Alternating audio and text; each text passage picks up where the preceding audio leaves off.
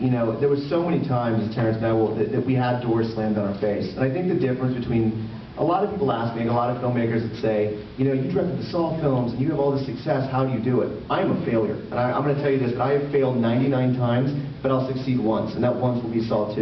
And then I'll fail 99 times. I've been fired from countless movies. And then I'll succeed once with Mother's Day or Repo the Genetic Opera. So I think you can't be scared to fail, because you will fail over and over and over again. But that one success that you taste is worth it.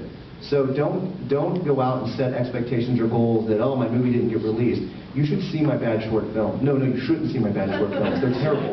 But the fact was, I didn't give up and I kept doing it, and I'm here now. But the reality is, it's not that it gets easier, it doesn't.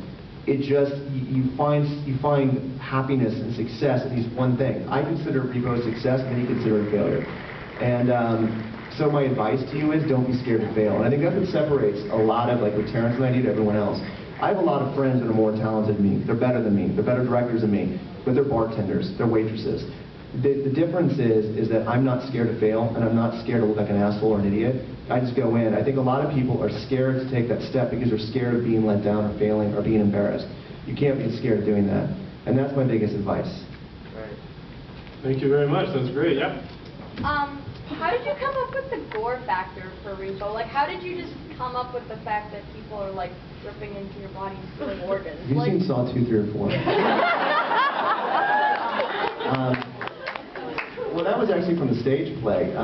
You know, one of the funny things, then I'll let Terrance take over, but when we were doing the stage play in Los Angeles, way back when, it was a little black box theater, we wanted it to be gory, we wanted to have the audience have a fun time. We actually had pig guts, didn't we? Like, we had pig guts on set, on the thing, and it was gross because I didn't know what it was, and like, the prop person said, oh, here's some guts. And I was like, awesome, and I was like, yeah, that's pig guts you're touching, and I was like, oh, I'm just joking. But we tried to do something that, again, is fun and shocking, yet it's not necessarily gross. When you watch something like a Serbian film or Human Centipede, that's disgusting. That's too far. This, I think, is more over the top and fun. Terrance? I don't know. I masturbate to crime scene photos.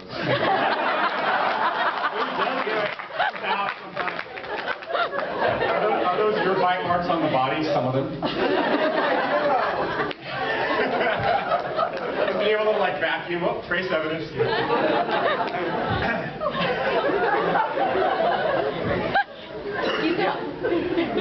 Let's go first because you've asked. Yeah. Hey, I was just wondering about your writing process for Repo. Like, did it live in your brain for some time, or did it flow when you were writing it? Did you have the characters? Or? Nothing ever flows. And I think what I mean by that is that it's always a lot of work. And I spend the majority of my time in isolation working on my projects, and then occasionally come out and do things like this. And I think one of the reasons is, one, you can't get around the amount of time it takes to actually write something and get things off the ground. I mean, Darren can attest that when you're doing something like Devil's Carnival, where you're not only the creative force, but really you're sort of acting as a producer, you pretty much have to be available 24/7. You know, you're constantly answering. How many times do I call you a day? And yeah, and it sucks because sometimes it's like, I know when Darren's calling, even though like we're partners on this, and ultimately it's our project. Half the time it's going to be stress, something that needs to be done right now, or the whole thing sinks. And so in the middle of that chaos, somehow you still have to be creative and ultimately self-critical, as you step back and go, would I like this if I just walked in off the street? Would this be cool if I just walked off the street? So, it's always a journey. I look at Repo, there's things that I'm like extremely proud of. There's things that I'm kind of like, oh man, what was I thinking at that point? And I'm sure Devil's Carnival will be the same thing when it's done, so will the next project. But, so I guess the answer is not unlike the question you asked, just like, sort of what advice do you have? And I don't know, as a writer, it's kind of like, be prepared to live with isolation. Okay, we're going to do one last question. Which one do you wish the most that was kept in? Yeah, there was a song called Bravi, and the scene was never really edited. There's some part of it on the deleted scenes. It's not really the scene. It was a song from the stage play that I thought was hilarious and I love, and the scene would have been hilarious, but it was a huge visual effect. It was all against green screen. It was a huge visual effect.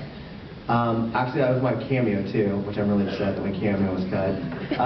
But it was just a fun scene, and it introduced you to the Largos. We had to cut that scene just we didn't have the budget to finish it.